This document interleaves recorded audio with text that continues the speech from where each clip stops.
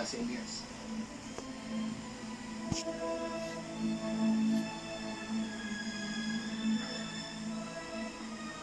Gusto ko niyo sabihin, si Elias yung nakiligtas si Marta.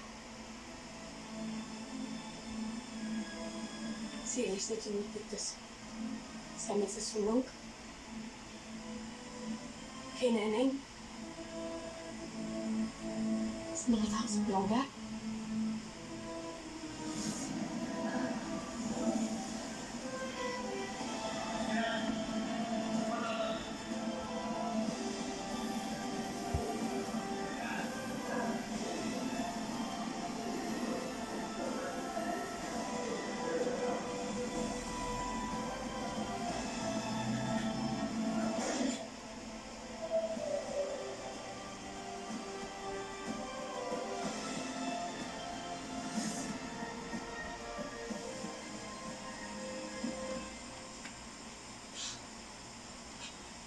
Kilala rin natin si Elias. Pagbuhay ng taong pinag-uusapan.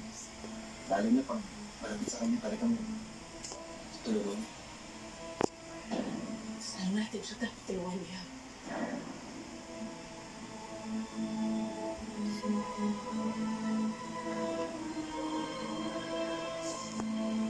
Natatakot ako, Panchoy. Alam kong hindi ako titigilan ni Kapitana hanggat hindi niya nalalaman ng totoo. Nay Alma, baka sisihin si Kuya Elias.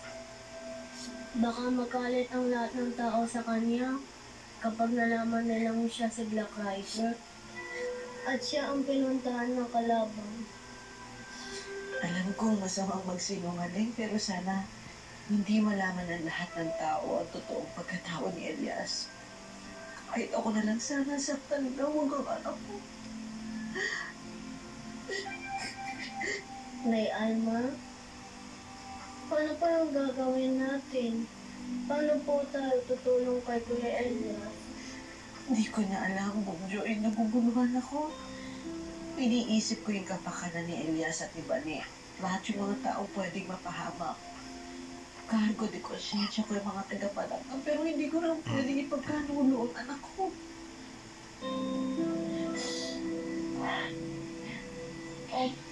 Kailangan natin magpakatatan. Mananalangin tayo sa Panginoon.